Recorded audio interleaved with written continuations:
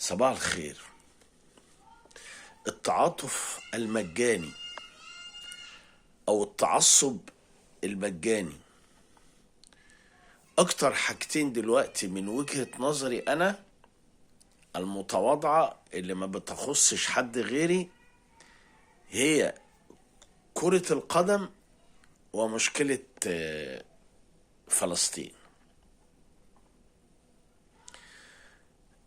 كرة القدم التعصب المجاني فيها بيخلي المشاعر متدلدقة، بيخلي المشاعر ممكن اخ يشتم اخوه، ممكن اخ يغلط في جاره، ممكن حاجات كتيرة، كل شيء مباح. والتعاطف مع القضية الفلسطينية للشعوب، التعاطف المجاني بيخلي كل واحد من الشعوب بترمي التهمة على التاني وبيعمل محمد علي كلي على التاني. أنا عملت فيديو بيقول فيه إن يعني محمد صلاح ما فيش غنى عنه في المنتخب لأسباب كتيرة جدا، مش محتاجين ان احنا نقعد نزايد على بعضينا. ناس كتيرة جدا اعترضت ان لا، وممكن حسام حسن وابراهيم حسن يقودوا المسألة بالنسبة لوجود محمد صلاح او لا. احنا ليه العنجهية بتاعتنا بتاخدنا وبندور على حقائق جديدة ربما تكون مش حقائق، مع ان الحقائق موجودة. انا لما اتكلمت وقلت ان وجود محمد صلاح مهم في المرحلة اللي جاية للمنتخب، وانا قلت هو يعني محمد صلاح ما هوش اللاعب الفذ اللي ما حصلش، بس هو اللاعب اللي جاي من الله بنور كده، هو اللي ربنا مساعده واللي ربنا معاه.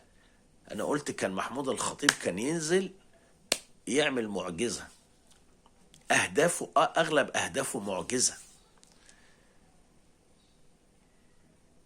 فلما انا اقول ان مو صلاح وجوده مهم للمنتخب،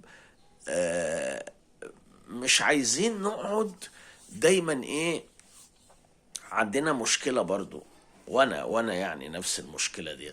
عندنا مشكلة ان كل واحد لازم يقول وجهة نظره.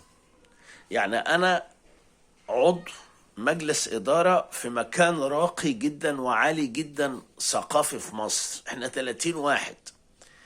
انا ببقى قاعد مربع ايديا لان الجلسة ماشية مظبوط، وانا ما عنديش كلام اقوله الا الكلام اللي فيه جوايا انا حاجات او تصحيح او كذا او كذا او كذا. الأغلب الأشمل الأعم لازم كل واحد يبصم البصمة بتاعته. في حد قال الموضوع وكافي، طب أنا بس فيرفع إيديه فيقعد يرغي نفس الرغي اللي حصل ده كنوع من أنواع الأمراض والعلل النفسية لإثبات الوجود وخلاص. فالجلسة تبقى بدل ما تبقى ساعة والله ممكن تبقى 6 ساعات و8 ساعات ويبقى كلنا قاعدين نسقط.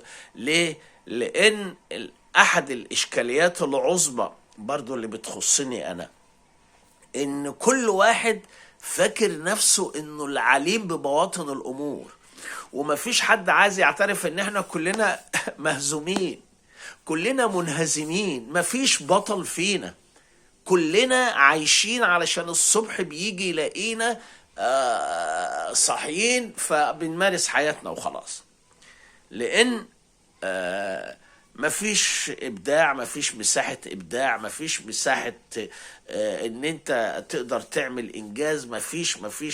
فالحاجة اللي بتيجي من عند الله عايزين نحتفظ بيها، وعايزين نحبها، وعايزين نحترمها. وانا مش بقول ان محمد صلاح، وانا قلت في الفيديو اللي قبل كده انه ما هوش اللاعب الفذ، اللاعب اللي ما حصلش.